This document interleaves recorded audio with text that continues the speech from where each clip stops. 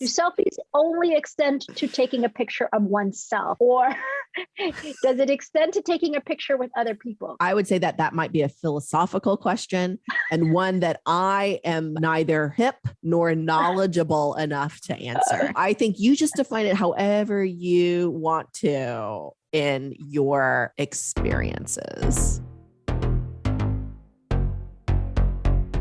Welcome to Attached, a podcast about the loved ones we're attached to and the good, the bad, and the ugly advice about those relationships that maybe we shouldn't be so attached to. We here at Attached want to share ways to enhance your relationships and debunk all of that bad relationship advice. Interesting phrasing on my part, with science. Woo! I'm Dr. Patricia Robertson out of the University of Tennessee. I'm Dr. Sarah Woods at UT Southwestern Medical Center. And I'm Dr. Sessa Nagash at San Diego State University. If you notice, Jacob's voice has changed quite substantially. Actually, it's a new person. Jacob has some exciting changes in his personal life that'll take him away from the pod for the rest of the season. However, we're very, very super lucky and excited to have Sessa join us as a guest host. We're so thrilled to have you. Thank you. Very excited to be here and be with you both. Woo-hoo. Never done a podcast before. I somehow have gone all these years you avoiding it. All these years. I must really like you too. Yes. Good. We like you too. So how convenient is that? So today, Sesson is going to bring us a discussion about an HBO romantic comedy and Poppin Culture. You know how I love rom-coms, so I'm definitely here for that. Then in our academic deep dive segment, we're going to discuss the academic article, Affair Recovery, exploring similarities and differences of injured and involved partners. And then in good or bad advice, we'll talk about a new card game called Red Flags. It's about relationships. I know it's a new thing, but I am excited to share it with you. Cool. As always, if you have some advice you'd like to talk about, send it to us. You can email us at attachedpodcast@gmail.com. Tweet us, Facebook us, Instagram us, all at Attached Podcast, or go to attachedpodcast.com and send us a message. Also, wherever you listen to our podcast, YouTube, Apple, Spotify, the World Wide Web, wherever it may be, please rate and review it. And of course, as always, gently smash that subscribe button. Before we get to all of that goodness on today's episode, what have you been up to? We're kind of mixing up an order here. Woods? So I have been up to playing Wordle for a while. This has been a thing for a while. Yes, I realize. I would like to claim being an early adopter. Oh my gosh. It's so pop culture of you. Is it? Yeah, I feel like it is actually. Yeah, we're going to go with that. However, despite playing this for quite some time, I only recently realized that there is a strategy to playing this game. So I thought my strategy of trying a different starting word with 2 vowels in it every time I play was very smart of me. Sure. So for people who aren't familiar, which I assume is none of you, it's just a word guessing game. The words are 5 letters. You get 6 tries to guess it. And each guess, it will tell you if you got a letter that's correct and if that correct letter is in the right spot, so that each subsequent guess sort of builds on your prior guesses. So if you get a really great first word, it should enhance the likelihood that not only you solve it, but you solve it within just a few guesses. Right. However, I recently had a friend share the strategy that some friends of hers had discovered that you should use words with 3 vowels. And that had never occurred to me. I couldn't even come up with one. And then they also don't use the letters they get right in the subsequent guess. So they will guess 2 words first that are totally different from each other to knock out as many letters as possible and to maximize the likelihood they get it on the 3rd guess. Wow. My mind was both blown and sad. Because had not occurred to me whatsoever. And the whole time I've been laughing at my husband, who is guessing every single time the first words, not because it maximizes his chances of success, but only because the day that it's finally words, he's going to be so excited he got it on the first time. I'm not mad about that strategy. It's true. mean, Yep. Then he guesses random other words because he didn't understand how to use the words that have been guessed. Right. So his strategy. So combine those together. My daughter always guesses. Apparently I learned today the word wrong because sometime it's going to be right. And today the word was rung, W-R-U-N-G. So she came running over like, that's how you realized my entire family was not as bright as we could be. My goodness. I also play Wordle. My word, I mean, it had to have been wrong, but I could not for the life of me figure out what it was. I didn't get it this time. And you just told me as I got the letters O-U. No, that must not be right. Anyway, I got all those letters and I couldn't for the life of me figure out what it was. I guessed it again and I still could not figure out what the word was until you just revealed it to me. Charlotte revealed it to me. So I'm about to get it in one guess when we get off this today. For the first time ever. Amazing. Alsassan, again, thank you so much for stepping in and being a guest host. So many words of gratitude towards you right now. We greatly appreciate it. But we know you live in San Diego. What's life like in the big SD? I'm sure people definitely call it that, right? The big SD. That's definitely something that happens, not just something I just made up. Well, I think there might be a subpopulation of people who respond to somewhere in San Diego. I think it's short enough that we refer to it as San Diego. Also, Kumeyaay land, which the Kumeyaay were the original inhabitants of San Diego about 10,000 years ago. So we want to acknowledge that the land that we sit on, that we nourish from, is Kumeyaay land. But San Diego is great. I have to say we're feeling very fortunate right now because we know and we hear about what the weather is like in other parts of the country. And it is nothing like that here. It is braggadocious. I have to admit that I am feeling really grateful. I know I moved here in large part because the weather is always great, but around the months of January, February in particular, we tend to feel really excited that we made the choice to be in San Diego. The 70-degree weather does not hurt right now. We're taking our kid to soccer in a little bit and we get to actually just be in, t-shirts, and I won't wear shorts, but other people might. It's an option. It's an option. It's an option for people. It's not an option for me. When I woke up, it was 19 degrees here, snow on the ground. So not an option for me. Sounds amazing. There should be a show called "Is It an Option or Not an Option?" Like that. Like not an option. Not an option. So I have a question for you guys. On a scale of 0 to 5, 0 being no way and 5 being, oh my gosh, yes, please. How much do you like crab rangoons? Wow, dead silence. I know. Do I even have a ranking? I guess, I don't know. 1 or 2? 2? Yeah, sure. I don't know. It's not that I dislike them. I just don't know that I have a strong feeling about them. Okay. Can I ask a question before that answer? Of course. What is it? I mean, that might help me answer the question, I think, pretty. It's a 0 for I was going to pretend like I knew and just answer 3, like somewhere in the middle. So maybe somebody would ask like follow-up questions. Fair. Yeah.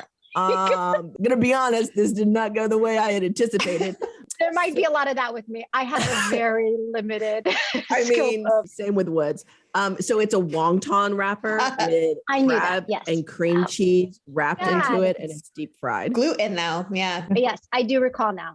So that would be a two. hard one. So if you're not at zeros, you're telling me there's a chance, I'll take it. What if she had come in with hard 5? She's like, oh, that's what those are, 100%. Like, I'm obsessed with those things. Honestly, it gets a 1 versus, it was 0 even an option? If it was, I would have probably, okay. Oh, yeah. 1 versus 0, because I might just not have known what it was and eaten it. And like, if I'm hungry enough, I think I could. But the truth is, me and cream cheese and food besides bagels are not an option in life. They're not. Like, I did that one point. Not an option. Cream cheese, same category. No, don't get me wrong. I got to have my cream cheese and my bagels, but I don't believe for myself that I can mix them anymore. Yeah. With other foods. I could see it's a belief system that you've created around cream cheese. And I respect that. I respect those decisions. So for me, it's the new thing that I just will get if it's on a menu to see how the restaurant is doing it, because it's always done so different.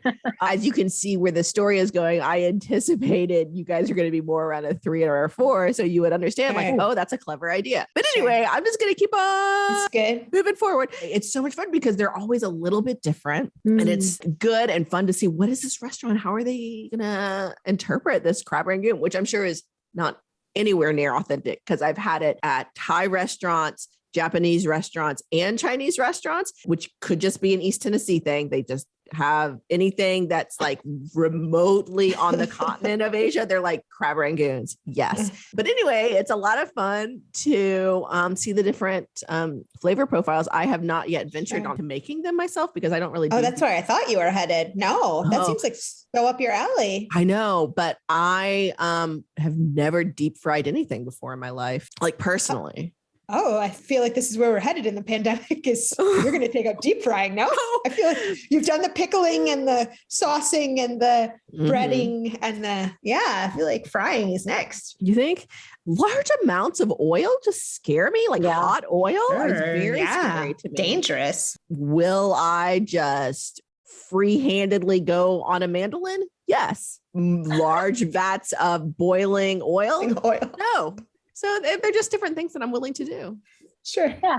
There are limits to your cooking. I get it. There are limits. I can't do everything, you guys. I just can't. Shorts you can do. No? Oh, she's 0 on shorts too. Shorts are not a thing. Never mind. I think I need more skirts if I'm going to do something that shows my knee. Yeah. You wore a lot of skirts in the Midwest. I remember that. A lot of tights too. But tights and skirts, man, still rocking it. My fashion sense has not changed over the past. Have we known each other for 15 years? Yeah. More than that now. Yeah. Yeah. It's not changed. Fortunately, I've always liked the way you dress. I think you will have a very it's all about Sesson. Well, gosh, that sounded different. Yeah, no, I agree. No, not changing your style. Well, I don't disagree with anything Sess said. Like if Sesson Nagash likes my style, it's that is true, though. A huge compliment. I'm very happy about it. First up, Poppin Culture. We learn about relationships from our friends and families, but a lot of what we think about love and relationships come from what we see in pop culture. So for this first segment, we take a moment to highlight events in pop culture that influence people's lives and how we view relationships. Sesson, what you got for us? Well, I have been enjoying, for me, it's new. For many folks, it may not be so new, but it's a romantic comedy anthology series on HBO Max. And it goes through the journey of 2 millennials trying to navigate the dating world in their 20s. I typically steer away from romantic comedies because they frustrate me quite a bit in terms of there's a certain order for how things happen and the ending. I can almost direct myself. Sometimes it feels like I was sitting on the couch looking for something different. We're watching a lot of really dark shows. So I was like, I need something light and makes my heart warm. So that's not always a dating show, but I definitely thought I'm going to give it a try because I really like Anna Hendricks and she is the main character for the first season. So I thought, okay, even if I don't enjoy the show, maybe she'll do a little dancing and performing and I will enjoy that because she's just really good at that. So side note, she does this episode dancing thing on, what is that show that has famous actors and actresses perform, it was hosted by like LL Cool J. Oh, yes. Jimmy Fallon did it for a little, or he's like the producer of it. And also very notably, Tom Holland and Zendaya did the battle. It's like lip sync battle. Nice. Yes. So that I watched it sparingly, but she happened to be on an episode and she did this performance. I think it was Beyonce or something. She was just so fantastic. And I was very excited and looked for some of the shows that she was on. And so I came across this and she plays this character, Darby Carter, and she's a young heterosexual cisgender white woman in her 20s looking for love while also navigating the dating world in New York City, career, family and friends. And then there's a second season with William Jackson Harper's, whose character is Marcus Watkin. And I also really loved him from The Good. What is it? The Good. Me and titles are really, really Good Wife. Good. I know Matthew Good, but that's an actor. No, it's the show This is a with fun game. Ted Danson. I know. Good Place. Good Place. Yes. You got it. The Good Place. Chitty. Yes, Chitty. Yeah. Exactly. I'm a big fan. He plays a Black heterosexual cisgender man in his 20s trying to rebuild his life after having an emotional affair with a character on the show, which leads to his divorce from his first wife. And then he's navigating life post-divorce and trying to figure out who his person is, right? Because he thought it was his first wife and realized that, he had made a lot of mistakes during that relationship and struggles to sort of find the one again without giving anything away. It's a show that really, I think, does a pretty decent job of sort of touching on some of the complexities of dating, really highlights the fact that dating is not like a linear experience, that there's a lot of experiences that you have to have with friends, family, and people that you date to really have a real sense of what it is that you're looking for, right? That's something that I think the characters sort of define as they're going through relationships, realizing what they need and don't need. So I really enjoyed it. It had just sort of the right amount of lightheartedness, but touched, I think, also on some familial dynamics with family of origin and how those relationships too do influence the way you navigate through dating. And so what's also fun about the show is that in that season, each episode reflects a different sort of relationship almost. And so you really get to be with them for a full season and not just this 2-hour bit or half-hour, comedy sitcom. So I really like that. I got to feel like I connected with some of the characters.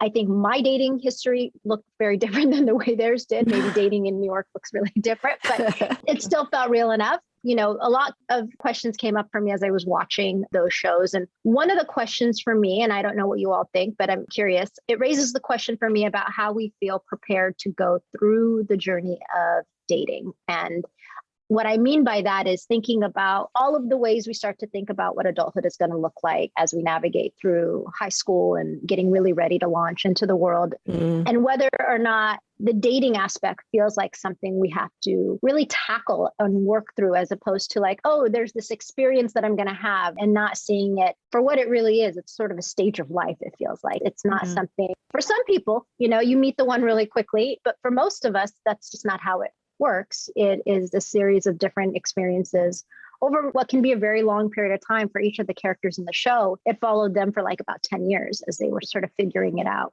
So that's one question I have. Yeah. So should we be thinking more about dating as sort of a stage of life? So my other question is just how much do the relationships that we have along the way influence ultimately where we end up, right? If I hadn't met this other person, would I be with the person I'm with now? Or in many ways feel really appreciative for the past experiences, despite how sometimes painful or difficult, right, those experiences were. So just really embracing the fact that it is a journey and all that comes with that, the good, the bad, and the hard, right? No, I like that phrasing because so often we think of like dating is a skill set we're all born with almost. Like you enter adulthood and you're gifted dating skills, but it is a learning process and it's not necessarily something that you have automatically, which is challenging because people think, well, if I don't have these skills, there's something inherently wrong with me. And that's kind of a message we get a lot in the media. Like you need to have these skills, but it is a set of skills to learn.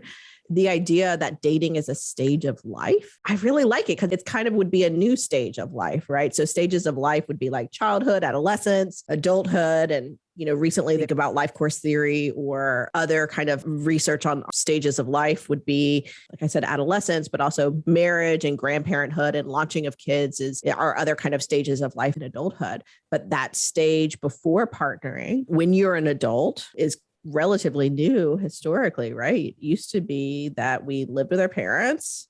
And then when we moved out of our parents' home was when we, partnered with our future spouse. So I think that's really fascinating too. It's a new stage of life. So with that, of course, comes new skills that we have to kind of learn. It sounds like this Marcus character re-entered the world of dating after relationship formation and then relationship dissolution, which I think speaks to your sort of reflection on dating being a process that we can be going through that varies in terms of amount of time for people, but also that people can re-enter after divorce, after widowhood. It's a stage of life that's a lot more fluid, maybe than developmentally how we typically consider stages of life. It's a process when it intersects with those other developmental stages of our life, how the dating process can shift and evolve, like it sounds like it did for this character. Absolutely. And, I like that idea of it being fluid. I think so many times when we think about like, well, I should be dating like this, or I should have already found this person, because we know we do what often is very natural is compare ourselves to our friends, even our family's history. Like my parents married right out of high school. We don't account for all of these contextual factors in our life and how every person's contextual factors are different. And so for some, they put career as a priority. So it's going to obviously influence the way they show up and the way they go through their dating history, but still at the same time, they want that same course that somebody else that they know has. So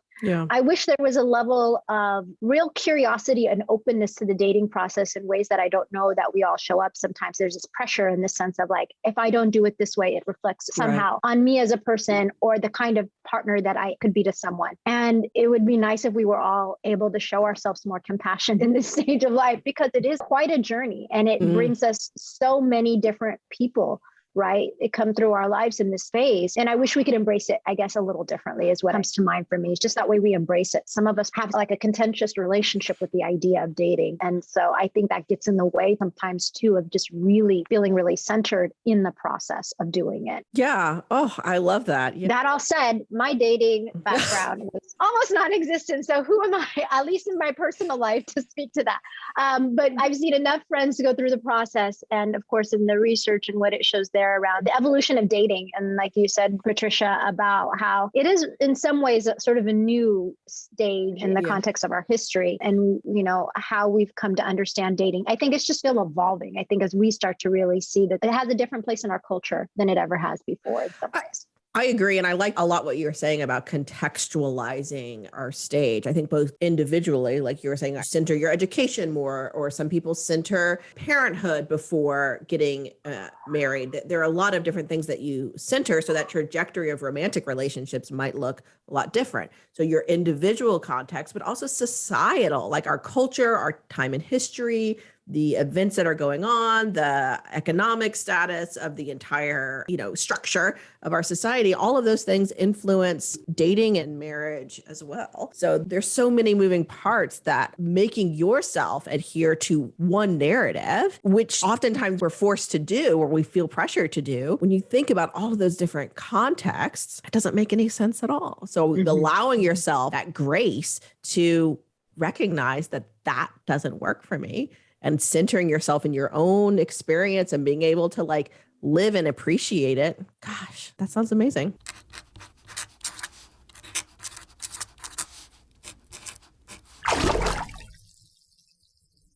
Now we're going to move to our academic deep dive segment and talk about a new paper titled Affair Recovery, exploring similarities and difference of injured and involved partners. As you guys know, my ever-ending quest to dramatically read academic titles, we're drawing people in. What do you think? Affair Recovery.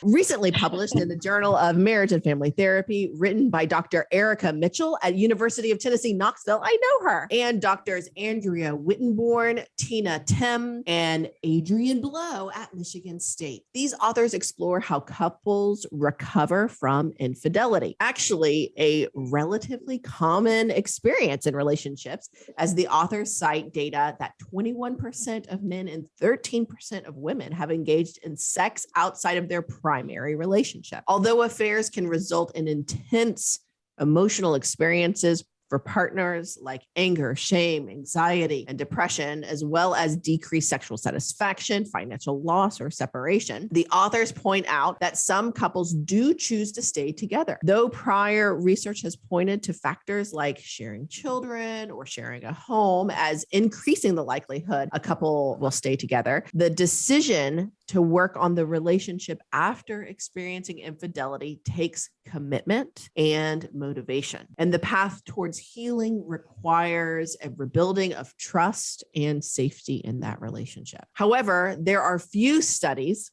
that have actually examined the healing process from both partners' perspectives. Very, very cool. Dyadic, we're thinking systems, amazing. We love it. But both partners are key to the affair recovery process. These authors explore the process from the perspective of partners that have had an affair and the person whose partner had an affair, specifically with couples who stay together after experiencing infidelity. Now, I think that this is really fascinating and key to the study. It's couples who decide to stay together. They were especially curious about similarities or differences in the way these two partners decided to renew their commitment to the relationship and how they each perceived trust and experienced healing. Sarah, this sounds a bit like we're setting up for some really cool qualitative stuff. So qualitative, again, is like interviews, words, looking at themes, rather than quantitative, which is numbers and statistics. Am I right here?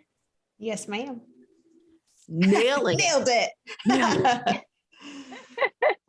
We sure are setting up for that, or rather, these authors set up for that. Right. We didn't do this research. Nope. We just enjoyed reading about it and brought it here to share with y'all. So this is dyadic qualitative research, just like you described, Patricia, meaning they interviewed both partners in 9 heterosexual couples, so 18 individuals. They did a deep dive, if you will, into their experiences from each of their perspectives.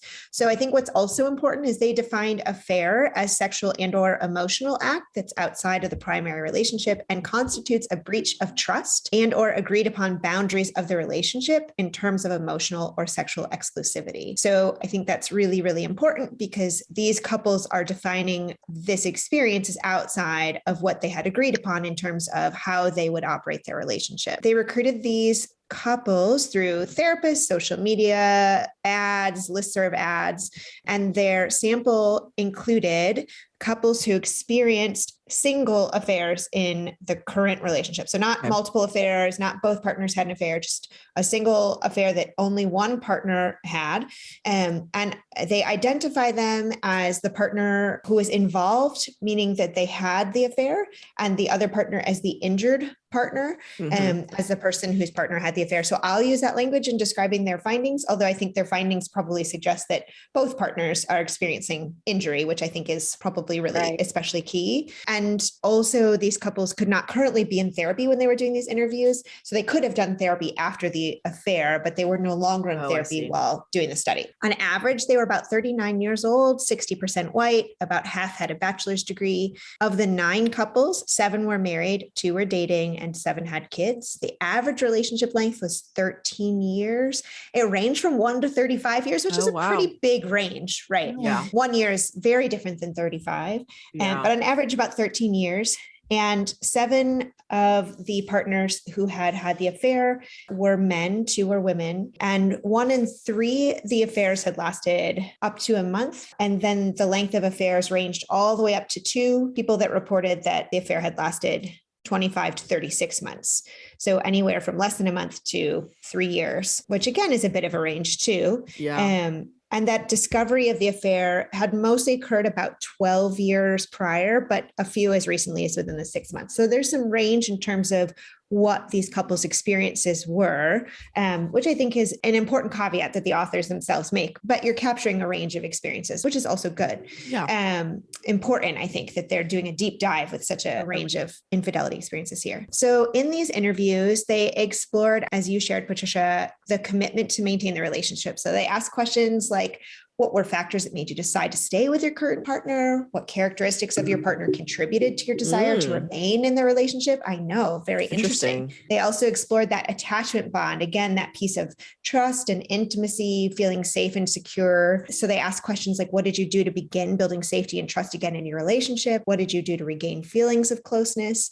And then they explored third, that you shared, Patricia, that healing process. What role did forgiveness play? What were the most helpful things your partner did or said? So they asked these questions to each of these partners, and taking all of their verbal responses, then coded them to see what themes came up for both the, Well, just real quick, I wonder, were the interviews done separately or together? So I had the same question, Patricia, and I don't believe they say in the paper. I imagine that because their goal was similarities and differences, that they interviewed them separately and then coded each of these 18 interviews separately and then looked for similarities and differences, but I looked through many times to make sure I wasn't missing it. So I don't think that I did, but I was also curious. I think it would be interesting to also interview them together and see how their narrative sort of might shift or sort of build on each other when they're sort of in the presence of each other talking about this too, which I guess is probably also what therapy is, right? So you're just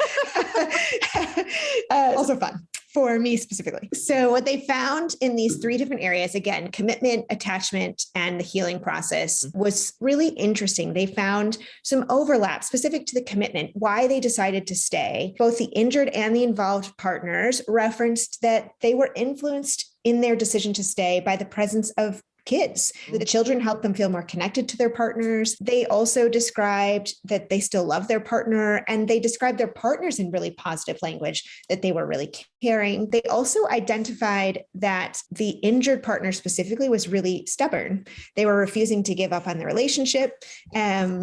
I know. I thought that it's a personal characteristic that makes sense when they use that language. They had to dig in their heels. It's part of commitment. It wasn't just that they were loyal. They were probably also stubborn as hell, right? I'm not going to give up here. Many of them reference also a faith orientation that promoted that commitment to stay in the relationship.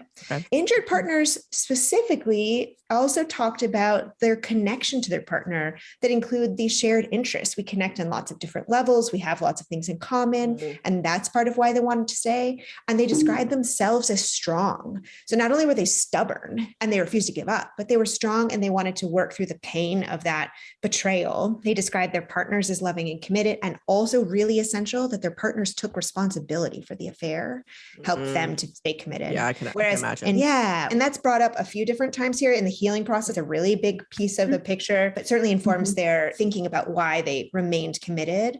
Whereas involved partners described that they had really come to value some characteristics of their partner after the affair that maybe they were not sort of paying attention to before. That it's not just that they're working a lot, for example, if they're contributing to the stability of this family, they're committed to our financial security. So they're taking on maybe some other perspectives of characteristics of their partner that they could value. They describe themselves as loyal, loving, and caring, and their partners also as stable and strong. So there is some overlap too in how the injured partners, for example, are seeing themselves and how their involved partners then describe them, which I think is really interesting. So it's not necessarily an overlap in how they saw themselves, but an overlap in how I see myself and my partner sees me, which is, I think, pretty cool and really important. It would make sense for relationships that are staying together that both of these people see the injured partner, the person who did not experience the affair, as stubborn and strong. That's a lot of work they're putting into the commitment and recommitting, right? So I think that's pretty positive. And I also wonder if it speaks to that underlying foundation you kind of referred to in the beginning. But in my opinion, the fact that both partners kind of describe one person similarly means that that person sees themselves and the partner sees them in a very, very similar way,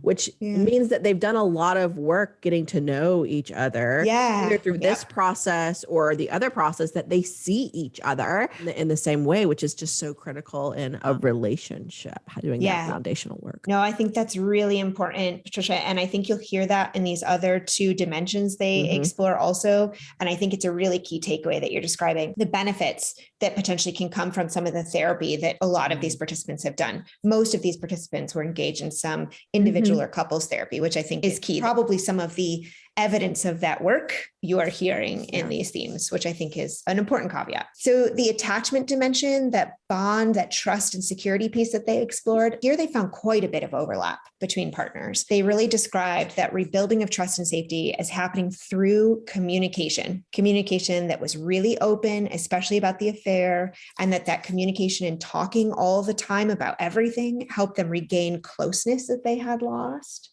Therapy was listed here as a real key about how they built trusting each other again. It also was described by both partners as important to give the injured partner access to everything: phone, passwords, geographical location. They described it as part of how they rebuilt trust and safety, that the injured person had access to that, which was potentially more necessary at the beginning of the healing, sort of right after the discovery of affair, than it was sort of long term. And spending more time together, creating more opportunities to connect. Injured partners really talked about that connection piece, rebuilding trust and closeness through spending time together. And also their partners being really responsive to their needs for comfort, that when they felt like they needed to be comforted, they felt like their partner showed up for them and was responsive to that. Whereas involved partners felt like their injured partner was maybe available to respond at times, but also that sometimes they were dismissive. They were sort of more focused on their own pain. And their descriptions of how this affected their sexual relationship varied quite a bit. So there were some people that said it had no impact, some people that said it was a real benefit. Injured partners said it could be a roller coaster effect. Some of the involved partners said it had a negative impact at the beginning. So that was sort of a little bit all over the place. The healing process, a little bit less overlap here. Both partners identified, again, therapy is helping them decide what they needed the most. Lots of conversation, lots of communication, perceive forgiveness as absolutely essential. Sex could be seen as a tool for healing and reassurance and regaining closeness. And then also reassurance through reminding their partner that they loved them. It sounded like it was especially something the involved partners were describing being intentional about. And injured partners needing the affair to be open for discussion and involved partners needing to talk about what led to the affair. Both of them need to understand what the affair was about and what led to that, which I think lots of therapists would probably say is extremely essential for therapy after infidelity has happened. Trust. It's a scientific term, extremely essential. Extremely. That's right. In that moment, I was a clinical scholar. I took the research and I put it in regular language for people. I love it. What here. Which is really, that's right. I think, as you said earlier, Patricia, therapy is key. Therapy is named throughout, and it's colored, I'm sure, by the fact that these participants, most of them rather, went to some form of therapy. But I think we might also say, as other researchers would also say, that therapy is very, very helpful here. There's no need to go it alone, especially when I think trust and rebuilding safety and reevaluating commitment, these are big themes to be dealing with on your own. And so if infidelity is something you're facing, therapy can be really very helpful, especially if you're sort of weighing whether or not to stay together or sort of wanting to stay together and work on your relationship. This is not easy stuff to do. I think the other sort of through line here in these findings is pain and healing is happening on both sides of the story. And what they identified as essential was open, honest, ongoing communication, spending time together. This process of forgiveness, I think, was really key process. It was not a one-time event. Right. It was not a one-time apology. There was healing and closeness and forgiveness that need to happen. And one piece that they talked about, I think that was really interesting, is also self-forgiveness. So there was betrayals that happened in the relationship before the infidelity. And you have to talk about the route, the path that occurred before the affair, but also that the person who had the affair has to learn and work on forgiving themselves to be able to show up as whole to the relationship too. This shared responsibility for healing, I think, was really very beautifully outlined in this paper. You know, I have studied infidelity for a while. And so when you sent me the article for this week, I was very excited. You know, there's always stuff coming out, but, you know, I'm always looking to see sort of what angle perspective folks take. And so reading this was really interesting because what I felt was helpful with this article in part two was the fact that it really did try to have a balance between the voices. Often we privilege the voice of the person who is been injured, right? And so we definitely, I think, lean into the idea of affairs with sort of a real empathy and attuned to the needs of the injured party. And here, it was really nice to see more of a balance between the person who committed the infidelity and the person who felt injured by it. And so that was really nice not to see it skewed in one direction and to really honor the voices of both, which is one of the things I really enjoy about qualitative research is that it gives voice to folks who sometimes are often, you know, considered the pathologized or deviant or the person who is considered the wrongdoer. So that was really something I appreciated. And a few things that you both have said, the idea that the injured party is one or the other is really not consistent with how the couple actually show up in the experience. And definitely thinking, you know, from a therapeutic lens as a couple therapist, I see both parties really struggling and really in pain. And so this, I think, reflects that this is something that genuinely, well, one person may have committed the act, the effects of it are both people are hurting. And particularly when we talk about the party that committed the infidelity, I really try to remind sort of folks, including couples when working with them, that that person is very disillusioned oftentimes by their own behavior and that they too are struggling with what they did. And so what I didn't see the article talk about, and I get it because it was through the lens and the voice of couples, right? If it had been maybe from a therapist or the researcher side, you would have probably heard more about the trauma aspect of it. Mm-hmm. But the trauma piece, especially when you're talking about how do you recover, is really addressing the trauma that oftentimes is part of the experience and the work that is done in the therapy. Because, we refer to it as like a small t trauma, but the symptoms that couples experience are very consistent with PTSD symptoms. And so that came up for me as I was reading the article, and just how much both of them are really struggling to understand and heal from that experience. And so I appreciated that it did acknowledge the party who was involved. Yeah. Yeah. Forever obsessed with researchers that take that added step of adding that dyadic lens of looking at both people, because from a research perspective, it is a lot harder. You have to get the individual, but a partner, it takes a lot more labor to do that type of high level research. So kudos to this team for doing that. I really love this conclusion, the takeaway of shared responsibilities for healing. And it might be that, it's a selection effect that couples who agreed to participate in this study have this idea of this shared responsibility, but it seems really critical that both of them are taking responsibility and have this shared healing journey together. I think we could perhaps generalize this, of course, to other couples who experience this type of injury, an affair injury. But I wonder if it could also be attributed to other types of injuries or betrayals in relationships. There's a lot of research on like financial betrayals. One person overspends or doesn't stick to a budget, or something more extreme than that. There are a lot of other types of injuries that occur in relationships. And I wonder if this type of process could be attributed to that as well. It's where my mind is going. Yeah.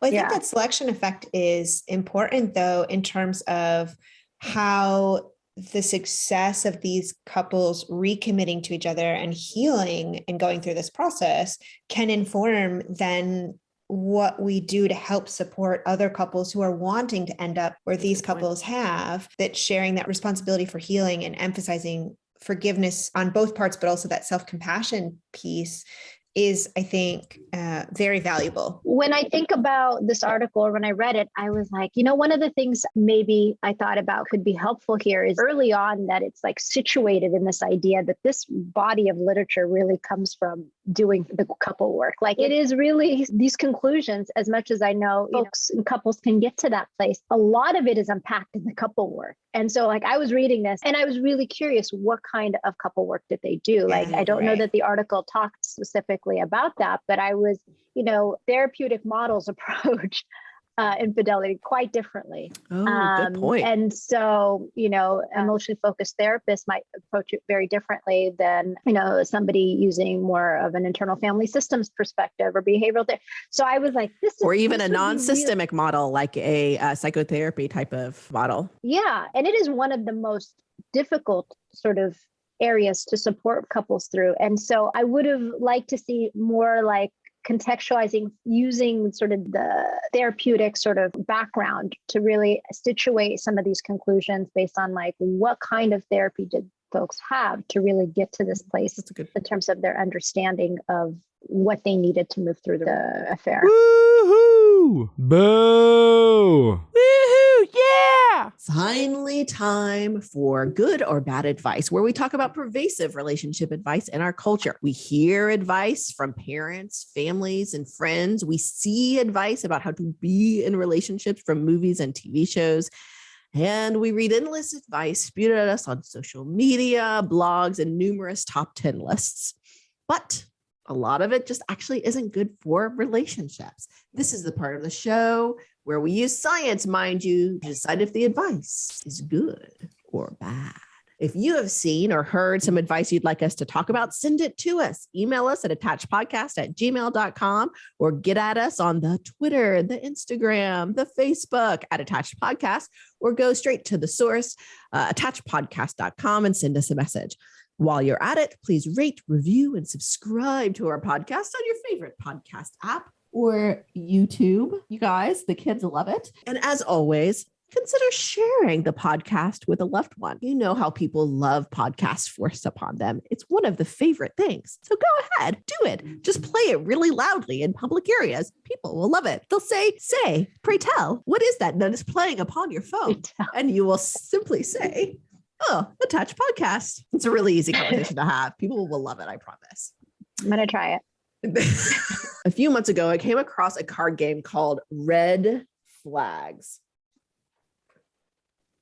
It's about relationship characteristics and deciding if two good relationship qualities and one bad relationship quality, AKA a red flag, if you would stay in a relationship or not. But I thought it would kind of be fun to get the perspective of some marriage and family therapists and relationship scientists about this purported good and bad aspects of relationships. So the game itself is kind of like apples to apples. Have you guys ever played that game? Mm-hmm. Yes. Okay. Yes. So basically you hand people out good cards and red flag cards.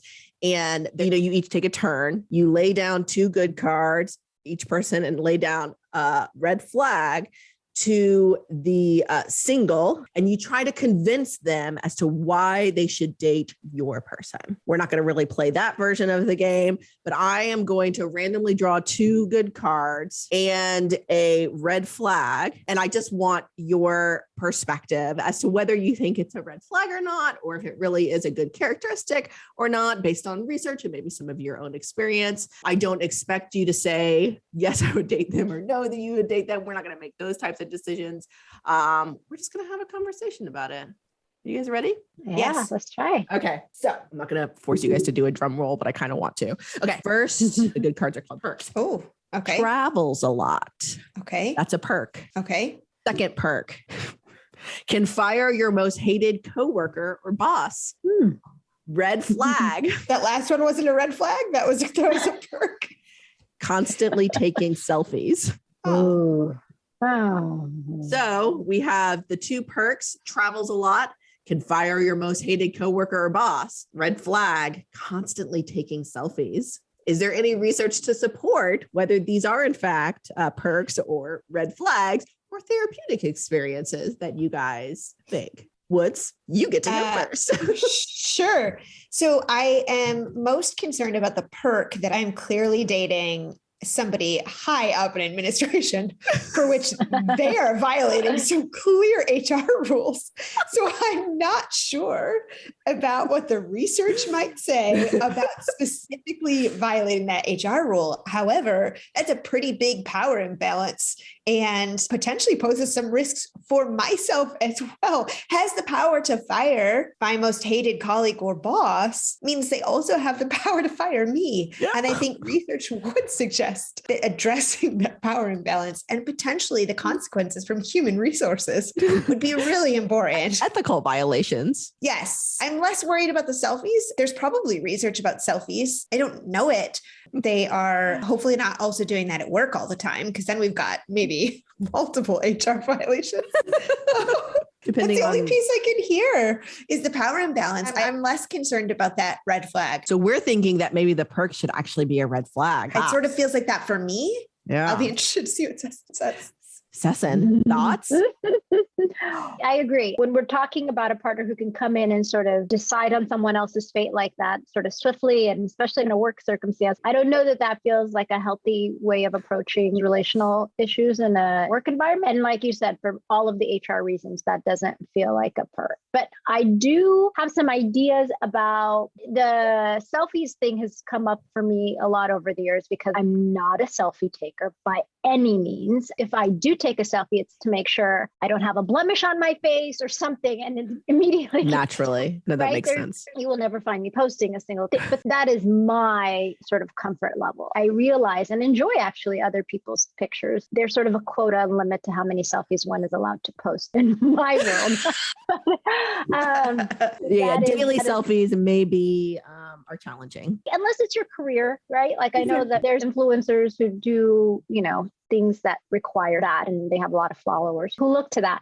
I also think, when you're talking about selfies with other people, let me ask a question. Please. Do selfies only extend to taking a picture of oneself, or does it extend to taking a picture with other people? I would say that might be a philosophical question, and one that I am neither hip nor knowledgeable enough to answer. I think you just define it however you want to in your experiences. I don't see it as a red flag when it extends to taking selfies because it's your work or there are other people in the picture. I do it with my family all the time when we go on outings, We even have that stick. It took a while to pull it out. Okay. We definitely just sort of watched it in a box for a while and like, do we do this? Do we not? But we did it. We pulled it out. I love it. It's great. It really captures the background well and all of our faces in there. And so I don't think it's black and white with the selfie for sure. I don't think it's a clear cut answer here. I tend to agree. I think we're saying that we are a little bit more concerned about this perk than we are about their purported red flag. I think is where we're at there. Are you ready for the next one? Yes. Are you sure? You seem a little bit scared. Perk 1 can fly. The look on Woods' face. Perk 2 was on the news for rescuing a kitten. Red flag. Are you guys ready? Yeah.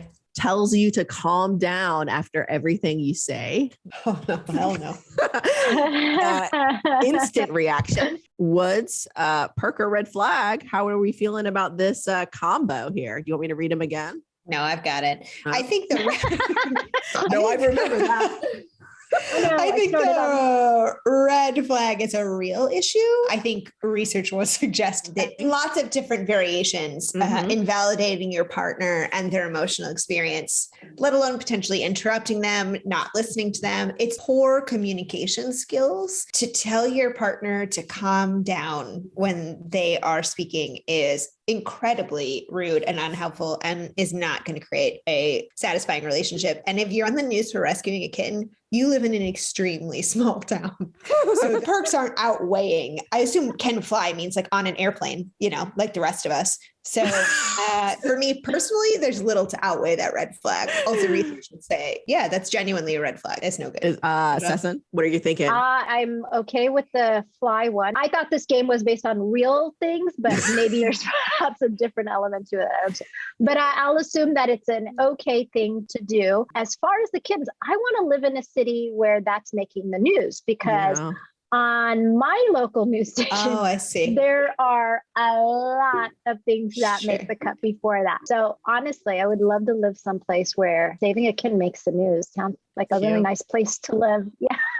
But as far as the third item, the red flag, it is when the very thing you say creates the opposite effect. It's definitely a problem, right? When you tell somebody to calm down, it actually physiologically creates a response that creates really the opposite of calm. And I think we do that as partners sometimes. The thing we say to think we're being maybe not even helpful, but that will lead to the kind of result we're looking for can actually have the opposite effect. So it would be nice for people to really understand what comments are really unhelpful to lean into when in a moment of uncertainty about how to manage a situation and you see your partner potentially getting, upset or hurt and is responding. Because emotions are a primal response. So when you say calm down, when somebody's not feeling calm, you're asking them to essentially, go against what their body actually needs to be able to do, which is feel what it feels. That being said, I think like Sarah said very well, I can't tell you how helpful it is to validate your partner. The importance of attunement, it goes so far.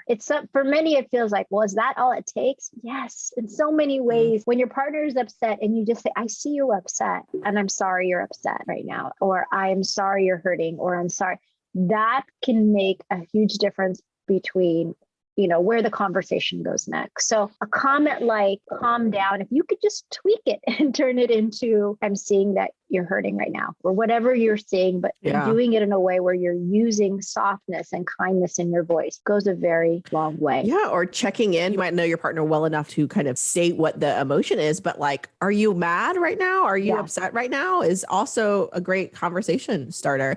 I will be honest, I definitely agree with both of you. This tells you to calm down after everything you say. Like when I said that out loud, I felt anger in my body. I was like, oh, I don't respond well to that. So we both agree that the perks certainly don't outweigh this red flag, and definitely good job, red flag card game. That is an actual red flag that is substantiated by a substantial amount of research. Okay. They can fly themselves right to hell. Is what they can do. Oh, okay. Yes. To hell. Oh, goodness. No, yes, I concur. Okay. Last one. Are you guys ready? Research. Hashtag research. Perk 1. Loves the 80s. Oh, yeah. Perk 2, yoga instructor. Oh no.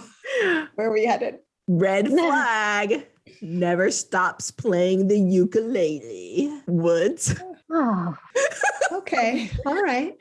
So they have really defined interests and hobbies. The 80s, yoga and ukulele. I feel like I'm getting a real image of this person.